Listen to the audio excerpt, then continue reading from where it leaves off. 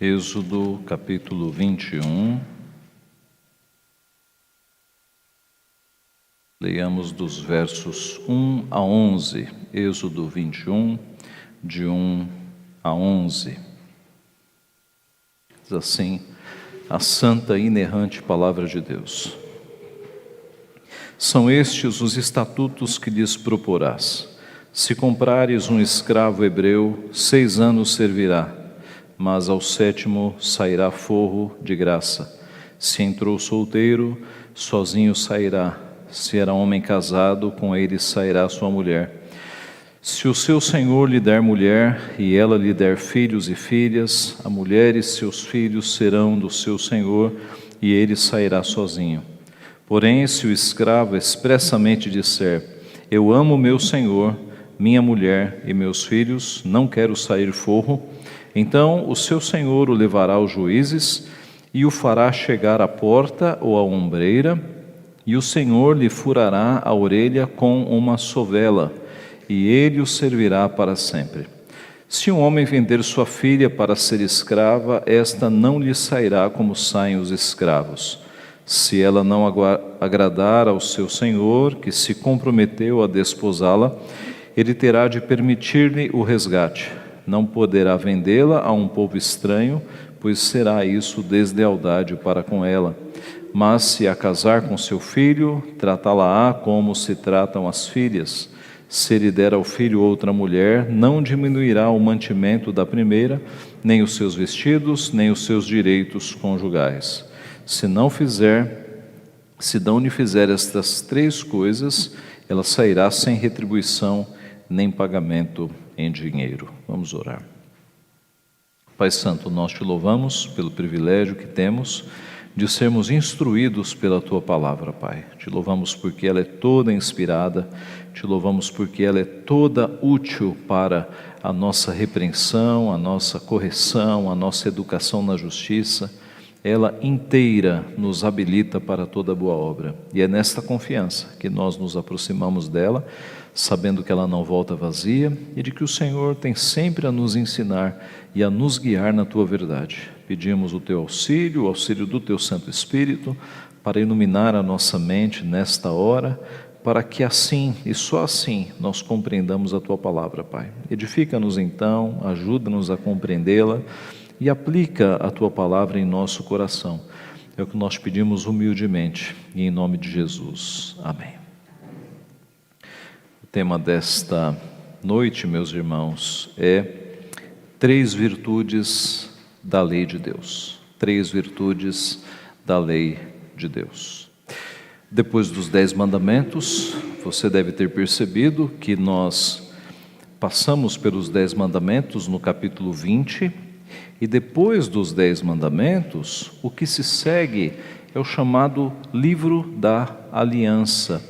Ele é assim chamado no capítulo 24, verso 7. Lá está escrito: tomou o livro da aliança e o leu ao povo, e eles disseram: tudo o que o Senhor falou, faremos e obedeceremos. O que é o livro da aliança? É a aplicação dos 10 mandamentos. Depois de dar os 10 mandamentos, nós temos uma sequência de leis que começam no capítulo 21, aplicando justamente os princípios, os preceitos encontrados nos 10 mandamentos. E a primeira aplicação que nós temos aqui é quanto aos escravos, leis que regem os escravos. Por quê? Porque os 10 mandamentos começam justamente com este assunto. O prefácio dos 10 mandamentos é: eu sou o Senhor teu Deus que te tirei da terra do Egito, da casa da servidão. Os 10 mandamentos começam com servidão. O livro da aliança começa também. Mas será a escravidão algo aprovado pela Bíblia? Com certeza não. Mas por causa do pecado, a escravidão sempre aconteceu, ainda que nos tempos bíblicos. Então Deus coloca leis para, num mundo pecaminoso, num mundo em que há escravidão, os escravos sejam protegidos. Este é o ponto. Deus não concorda com a escravidão, mas ela acontecerá porque as pessoas são pecadoras. Então ele regulamenta colocando leis para que os escravos sejam protegidos e não sejam oprimidos, e não sejam mortos, e não sejam abusados. Este é o ponto que nós temos aqui. A escravidão, ela é bastante antiga no mundo e na história, e até o nosso próprio país está manchado. As páginas da história do Brasil estão manchadas com escravidão. Povos ali do continente africano trazidos à força para o nosso país para trabalharem com trabalhos forçados. E foi graças ao trabalho de abolicionistas, na sua maioria cristãos, como William Wilberforce, que a escravidão no mundo, ela foi gradativamente acabando. Primeiro na Inglaterra, depois na França, muito tempo depois chegou ao Brasil. Muitos cristãos se empenharam em corrigir esta injustiça e em abolir a escravatura naqueles países. Nos tempos bíblicos havia escravidão também, mas a escravidão em Israel, por causa da lei de Deus, era uma escravidão diferente das outras nações. As pessoas se tornavam escravas, por exemplo, quando roubavam e não tinham como restituir o roubo, porque não havia cadeia em Israel. Em Israel havia restituição. E como era a restituição? Se você roubasse um animal, você pagava o equivalente a 4 vezes aquele animal. Dependendo do caso, dependendo do animal, 5 vezes o valor do animal. Então não havia cadeia, havia restituição. Você devolvia o animal roubado e o equivalente a 4 ou 5 vezes. Mas e se a pessoa não tivesse dinheiro para a restituição? Ela ia trabalhar como escravo até que alcançasse o valor daquele dinheiro, daquela restituição, e assim a vítima seria ressarcida. Ela ia trabalhar para a vítima do roubo, para que a vítima fosse ressarcida daquele dano. Então, este é o primeiro caso em que alguém se tornava escravo em Israel. Quando roubava, não tinha como pagar, não tinha como restituir, e aí ia trabalhar de graça como escravo para restituir. Uma segunda condição em que alguém se tornava escravo era quando o indivíduo, por displicência, por irresponsabilidade, gastava mais do que tinha, envolvia-se em dívidas, e aí ele ia se tornar escravo para pagar as dívidas, para saldar aquilo que ele estava devendo. Havia também uma situação quando a pessoa era muito pobre e estava já passando por fome, ela mesma se vendia como escravo, porque o escravo, por conta da lei de Deus, ele teria alimentação, teria um teto e teria vestuário.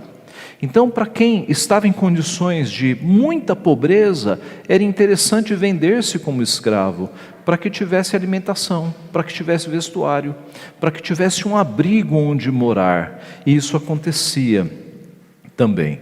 Então, sendo a escravidão uma realidade de um mundo caído, foi que Deus estabeleceu leis para defesa e proteção daqueles que chegavam neste nível de vulnerabilidade social.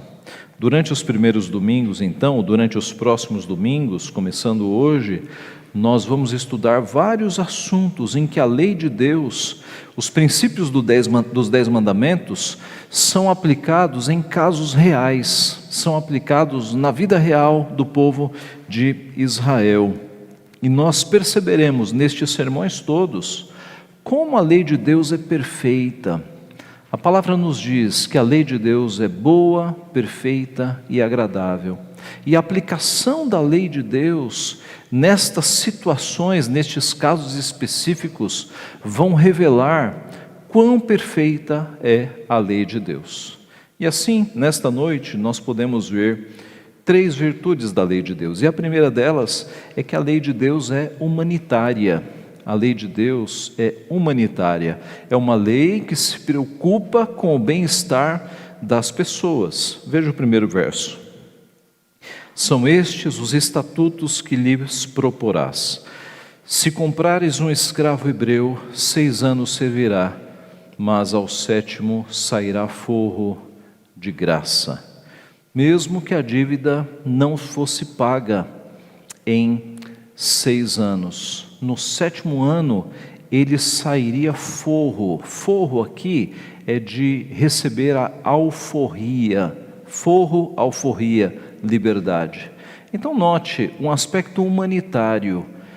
Mesmo que o indivíduo não tivesse pagado a sua dívida, ele não ficava escravo mais do que 6 anos. No 7º ano, ele era libertado. Nós não encontramos um paralelo desta lei nos outros povos que praticavam a escravidão. Lá não tinha limite. O indivíduo podia ser escravizado a vida inteira, sem direito nenhum. Mas em Israel era diferente. Por quê? Porque Deus estabeleceu isso. Ninguém será escravo mais do que 6 anos. No 7º ano ele será libertado. Uma lei que se preocupa com o bem-estar da pessoa. O verso 3: se entrou solteiro, sozinho sairá. Se era homem casado, com ele sairá sua mulher. Então, se ele entrou na condição de sozinho, sai sozinho. Se ele entrou na condição de casado, ele sai com a sua esposa. Verso 4: se o seu senhor lhe der mulher, e ela der à luz filhos e filhas, a mulher e seus filhos serão do seu senhor, e ele sairá sozinho. Por que isso? O que está acontecendo aqui? Irmãos, as leis de escravidão que Deus estabeleceu, elas tinham um princípio didático, de formação, para que aquele que tinha ido parar na escravidão, porque havia roubado, ele teria agora um período de no máximo 6 anos para se arrepender do que havia feito. E para aprender na prática, que é com o fruto do trabalho que se consegue produção, que se consegue bens, não é roubando o que é do outro. Se o indivíduo tivesse se tornado escravo por conta de dívidas, por conta de irresponsabilidade, por conta de aventuras financeiras que tivessem o atolado em dívidas, ele teria também agora um prazo de no máximo 6 anos para colocar a sua cabeça em ordem, especialmente observando o seu Senhor, observando como o seu Senhor lidava com os bens. Então, era uma espécie de escola de recuperação, tanto daqueles que haviam roubado e agora estavam pagando por aquilo que deveriam ressarcir, quanto daqueles irresponsáveis que não haviam lidado bem com o dinheiro. Era uma escola para que eles aprendessem e recebessem maturidade espiritual. De forma que, para que este homem não saísse levando esposa e filhos e cometesse os mesmos erros e colocasse a sua família em dificuldades, Deus estabeleceu que neste caso ele sairia, ele trabalharia, ele constituiria o seu patrimônio e enquanto isso a esposa e os filhos ficariam abrigados ainda, recebendo alimentação, recebendo vestuário e abrigo. E ele estruturando a sua vida novamente, assim que ele se estruturasse, ele poderia ir resgatar a sua esposa e os seus filhos, porque a lei previa resgate também. Com um pagamento financeiro ele poderia resgatar filhos e esposa, e aí mostrar o seu valor, mostrar que tinha agora arrumado a sua cabeça e teria condições de cuidar da sua família. Então, aqui é Deus colocando uma lei para ensinar os homens a como lidar com a sua vida, para que eles saibam como cuidar da sua família. Então, o homem sai sozinho, consegue trabalho, se estabiliza e aí sim volta para resgatar a sua família. Observe como a lei de Deus é humanitária. Deus deu, aliás, a Israel várias leis para abençoar os mais vulneráveis socialmente. Os mais pobres, por exemplo, poderiam entrar numa plantação e buscar os cantos da plantação, porque a lei estabelecia que numa colheita os cantos não deveriam, os alimentos e os frutos dos cantos não deveriam ser colhidos. Os cantos eram para os pobres. Veja o que diz a lei em Levítico 19:9. Também quando cegares a messe da tua terra, quando fizeres a colheita, o canto do teu campo não cegarás totalmente, nem as espigas caídas colherás da tua messe. Não rebuscarás a tua vinha, nem colherás os bagos caídos da tua vinha, deixá-lo-ás ao pobre e ao estrangeiro. Eu sou o Senhor vosso Deus. Então, nestes 2 versículos, nós temos 2 leis de misericórdia para com os pobres. Os cantos do terreno eram para os pobres, mas também as espigas que caíam no chão. E aí você deve se lembrar de uma história da Bíblia, não é? Em que Boaz disse para os seus servos derrubarem umas espigas a mais, para que Ruth tivesse uma boa colheita, porque Ruth era muito pobre. E a lei estabelecia que as espigas que caíssem no chão, aquele que estava colhendo não deveria se abaixar para pegá-la. As que caíam no chão eram dos pobres. E aí você imagina a cena de uma colheita e os trabalhadores colhendo e os mais pobres por ali, de olho, né? Quando caía uma espiga, era direito por lei que eles pegassem aquela espiga, para que eles não passassem fome. Irmãos, vejam que lei humanitária Deus criou, para que as pessoas não morressem de fome, para que elas fossem bem tratadas. Esta é a primeira virtude da lei de Deus aqui neste texto. A lei de Deus é humanitária. E qual é a sua aplicação para nós? Nós temos defendido o direito dos mais pobres, ou os direitos dos mais pobres. Nós ajudamos os mais pobres da sociedade de alguma forma. Uma pergunta mais prática: quanto você gasta em restaurante por mês? Quanto você gasta com passeios, com viagens? E qual é o percentual da tua renda que você usa para ajudar pessoas que realmente estão em necessidade? Não seja como aqueles que dizem assim: eu não ajudo ninguém, porque as pessoas vão gastar com vícios, vão beber, vão fumar. Não, há muita gente na sociedade que de fato está passando por dificuldades. Nem todos são viciados, nem todos são alcoólatras. Há muita gente passando por necessidade. Então nós temos que ser sensíveis e examinarmos quanto é que eu estou gastando comigo mesmo em coisas que não são necessárias.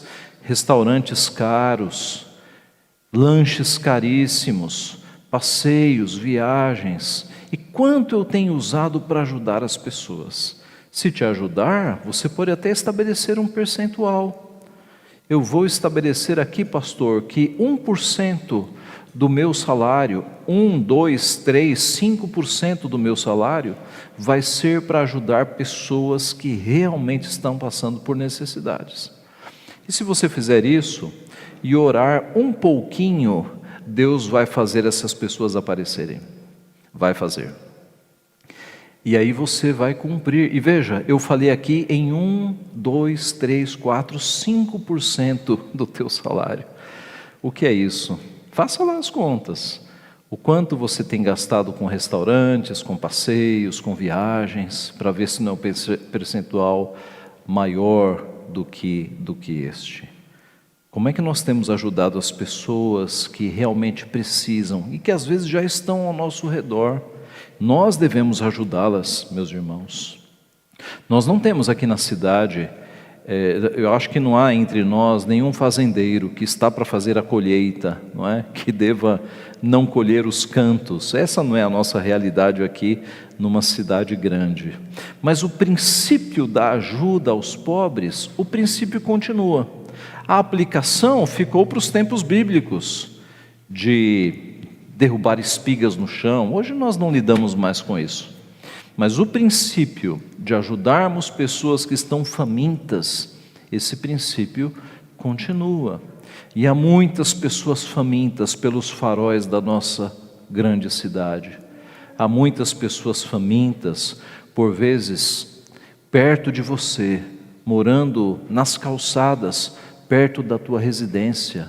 Então nós podemos ajudar estas pessoas, mesmo que seja com o nosso pouco, porque o nosso pouco, por vezes, é o muito de muitas vidas aqui na nossa cidade. E as pessoas que trabalham com você, ou para você, sejam assalariadas ou sejam diaristas, elas têm recebido com justiça? Ou você faz questão de pagar o mínimo possível? Que o padrão para você pagar as pessoas ao teu redor, diaristas, assalariadas ou não seja o mínimo, mas seja o humanitário, seja o que de fato vai abençoar as pessoas. Irmãos, a lei de Deus é humanitária e nós, como seus filhos, devemos ser também humanitários, bondosos com aqueles que estão ao nosso redor. Esta é a primeira virtude. A lei de Deus é humanitária. A segunda, a lei de Deus é amorosa. Veja o texto no verso 5. Porém, se o escravo expressamente disser: eu amo meu senhor, minha mulher e meus filhos, não quero sair forro, então o seu senhor o levará aos juízes e o fará chegar à porta ou à ombreira, e o seu senhor lhe furará a orelha com uma sovela, e ele o servirá para sempre. Então, como a lei de Deus em Israel, no que diz respeito à escravidão, era tão humanitária, isso fazia com que alguns servos decidissem, mesmo depois dos 6 anos, não sair mais da casa do seu senhor. Veja como era uma escravidão diferente, ao ponto de o servo não querer sair da casa do seu senhor.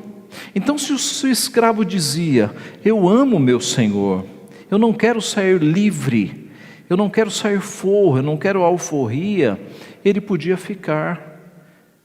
E aqui, antes de avançarmos, qual era o tratamento? Imagine como era o tratamento deste senhor que tinha um escravo que dizia: eu amo meu senhor. Imagine qual era o perfil deste senhor para um escravo dizer: eu amo meu senhor. Era muito bem tratado, não era? Para um servo dizer: eu amo meu senhor. Imagine o tratamento que este servo recebia na casa do seu senhor, ao ponto dele dizer: eu não quero ir embora, eu amo meu senhor.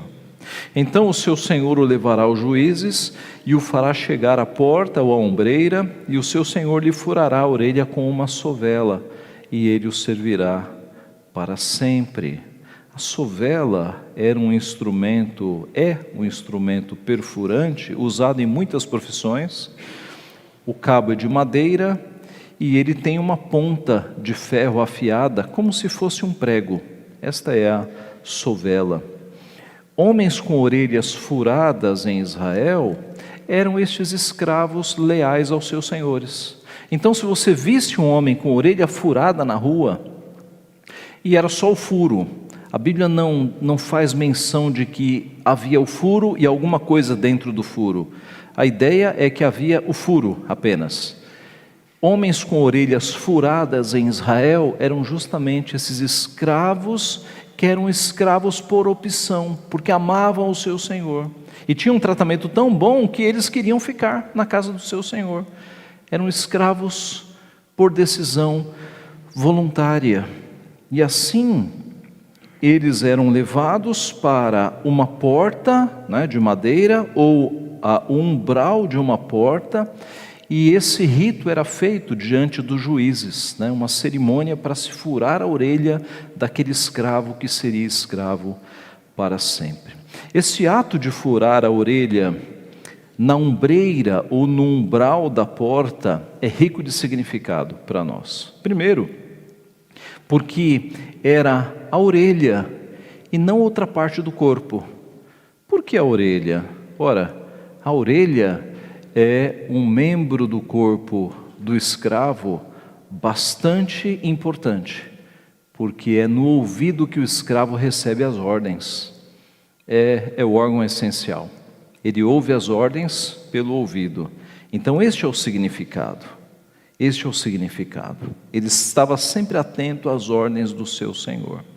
A porta ou a ombreira da porta representava a casa de onde o servo havia decidido viver. Então, era na porta, na casa em que ele viveria agora para sempre, ali, servindo ao seu Senhor, que ele marcava, que ele furava a sua orelha. E, automaticamente, sangue nos umbrais das portas trazem ao povo de Deus memórias muito importantes, não é? Memórias de libertação do Egito. Foi pelo sangue do Cordeiro, nos umbrais das portas, que eles foram verdadeiramente livres. E agora, era não um significado de escravidão, porque ele tinha liberdade, ele podia sair, mas voluntariamente ele dizia: eu quero ficar. Isso é liberdade, isso é liberdade. Eu quero te servir para sempre, isso é liberdade. Note como a lei de Deus é amorosa. Os 10 mandamentos, meus irmãos, podem ser resumidos em amor. E quem fez isso? Quem resumiu os 10 mandamentos em amor? O próprio Jesus Cristo. Os 10 mandamentos já são um resumo de toda a lei. Nós temos toda a lei de Israel resumida em 10 palavras, em 10 mandamentos. E Cristo resumiu mais ainda, quando ele disse: amarás o Senhor teu Deus de todo o teu coração, de toda a tua alma, de todo o teu entendimento. As 4 primeiras leis dos 10 mandamentos. E amarás o próximo como a ti mesmo. Os outros 6 mandamentos. Observe que o próprio Cristo resume os 10 mandamentos em 2 leis de amor. Amarás o Senhor teu Deus, amarás o teu próximo. Observe como a lei de Deus é amorosa.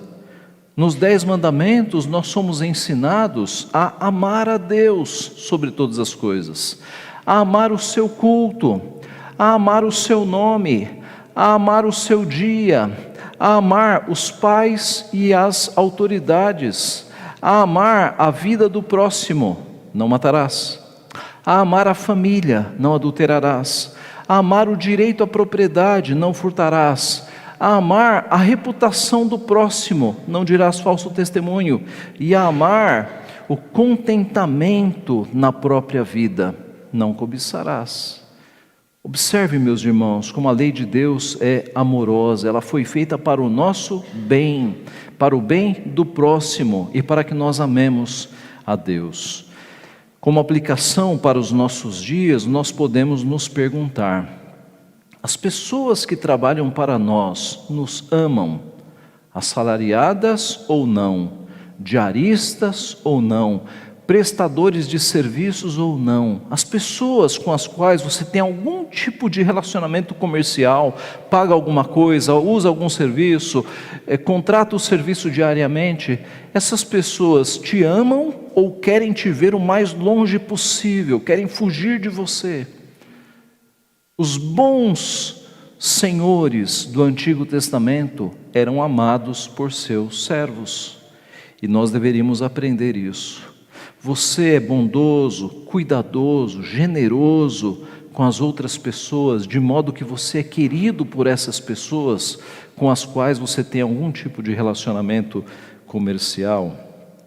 A segunda virtude da lei de Deus, então, é que ela é amorosa. A terceira e última virtude que nós temos aqui: a lei de Deus é protetora. E agora nós entramos na parte mais difícil da nossa passagem. Verso 7: se um homem vender sua filha para ser escrava, esta não lhe sairá como saem os escravos. Novamente, Deus não está aqui recomendando que pai nenhum venda a filha para ser escrava, mas isso acontecia.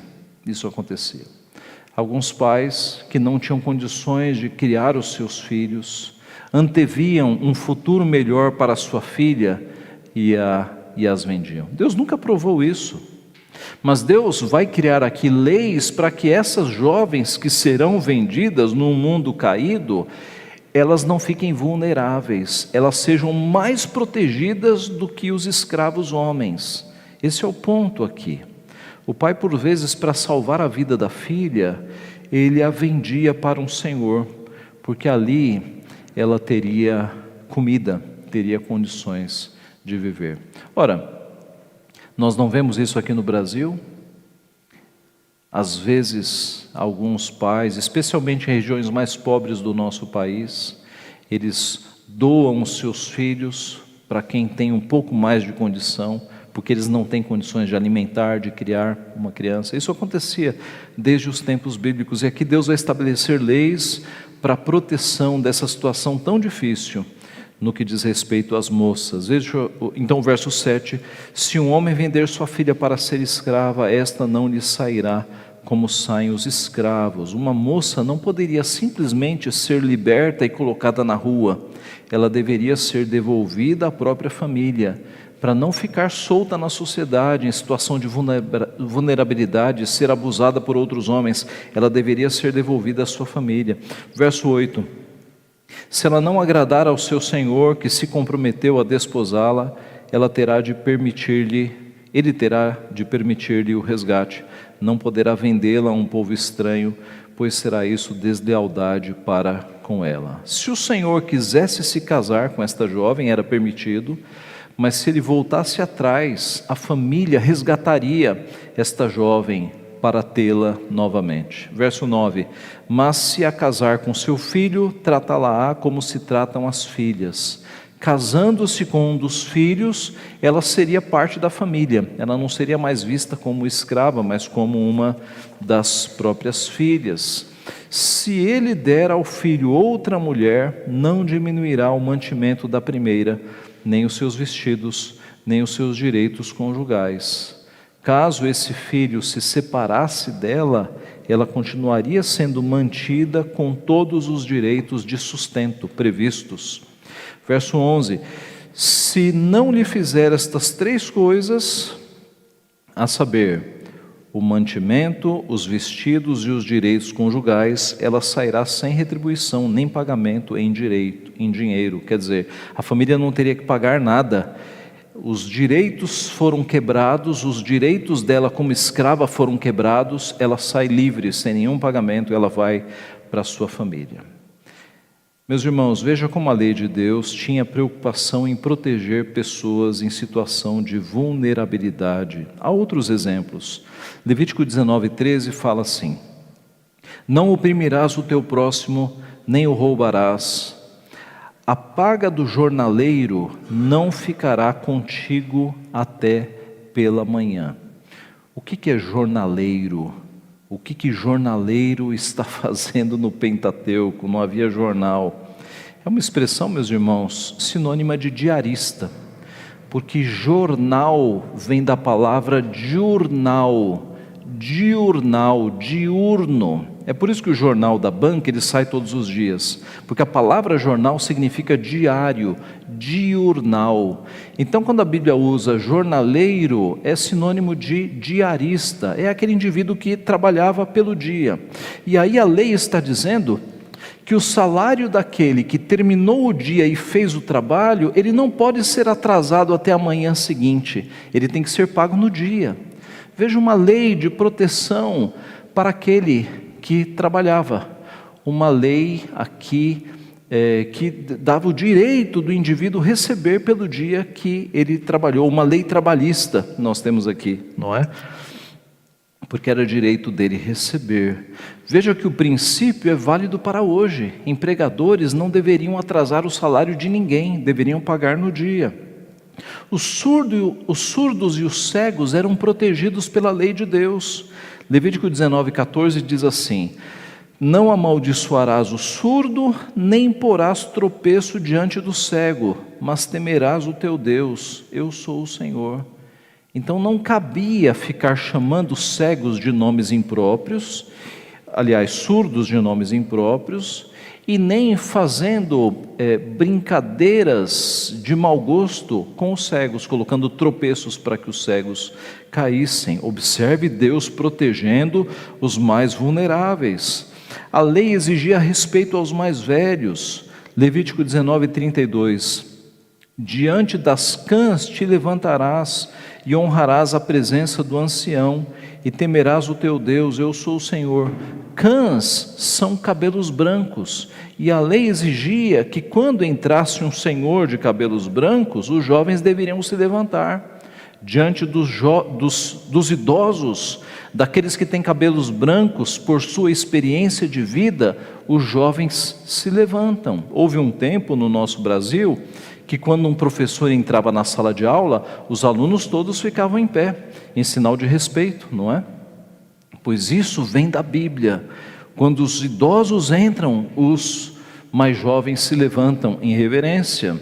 Leis para proteger os mais velhos. Hoje no mundo, meus irmãos, de tanta irreverência, de tanto desrespeito para com os mais velhos, você vê que é preciso ter estatuto do idoso, mas nem ele resolve, porque perdeu-se o respeito por aquelas pessoas que são mais velhas. Os estrangeiros que também estavam em situação de vulnerabilidade social deveriam ser protegidos, e eram protegidos pela lei de Deus. Em Levítico 19:33 nós lemos: se o estrangeiro peregrinar na vossa terra, não o oprimireis. Como natural será entre vós o estrangeiro que peregrina convosco. Amá-lo-eis como a vós mesmos, pois estrangeiros fostes na terra do Egito.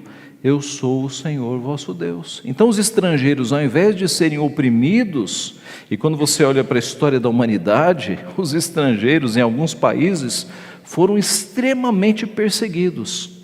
Mas a Bíblia diz, em Israel, os estrangeiros deveriam ser amados. Por quê? Porque vocês foram estrangeiros também, porque vocês também foram forasteiros. Eu sou o Senhor vosso Deus. Então observe que a lei de Deus é protetora. Quais são as aplicações para hoje? Empregadores não devem explorar seus funcionários. Empregadores devem promover o bem-estar dos funcionários e, se possível, ajudando-os a avançar nas suas carreiras. Outra aplicação: as pessoas com problemas financeiros devem ter oportunidades dignas de saldar as suas dívidas e de amadurecer nesta área.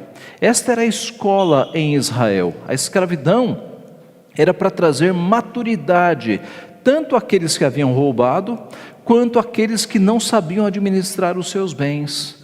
E eles passavam por um estágio observando o seu Senhor para aprender esta área. E por fim, mesmo que as leis do nosso país não protejam os mais vulneráveis, nós como povo de Deus devemos fazer isso. Lembre-se de que houve épocas no Império Romano em que os romanos não queriam ter meninas, eles queriam ter meninos. E as meninas recém-nascidas eram jogadas no bueiro, eram jogadas na rua. E quem adotava essas meninas? Os cristãos, eram os crentes. Era o povo de Deus que ia pegar essas meninas na rua e as adotava. Observe que houve épocas em que os cristãos trabalharam pela abolição da escravatura. Se você tiver chance de ler a biografia de William Wilberforce ou assistir o filme, é uma inspiração. Era um homem de Deus que lutou contra a escravidão. Os crentes, meus irmãos, devem lutar. As leis do mundo não são perfeitas, estão longe de serem, mas a lei de Deus é perfeita e nós temos a lei de Deus na nossa mão. Concluindo, o que um texto sobre escravidão tem a nos ensinar em pleno século 21? Ora, muitas coisas, especialmente mostrando que a lei de Deus é perfeita. Primeiro, que a lei de Deus é humanitária e nós devemos igualmente ajudar pessoas, especialmente os mais pobres. Segundo, que a lei de Deus é amorosa e nós devemos ser tão amorosos e generosos com as pessoas que trabalham conosco, que elas devem querer estar sempre conosco. Terceiro, que a lei de Deus é protetora e nós devemos proteger os mais vulneráveis da sociedade, fazendo bem a todos. Outra lição, e a lição final que nós temos aqui, aponta para Cristo, meus irmãos. Um dia, todos nós fomos escravos do pecado. Estávamos escravizados nas trevas espirituais. E o que Deus fez para nos libertar? Ele pagou uma alta quantia de dinheiro, um grande volume de ouro? Não, ele deu o próprio Filho. O pagamento por nossa vida foi sangue, mas não foi sangue de um escravo como nós, foi o sangue do próprio Filho de Deus. E não foi uma doação de sangue, ele sangrou até a morte na cruz do Calvário.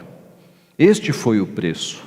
Ele não tinha culpa nenhuma, ele nunca fez mal a ninguém, mas ele sangrou na cruz do Calvário para pagar o preço da nossa redenção. E é por isso que nós somos servos de Cristo, escravos de Cristo.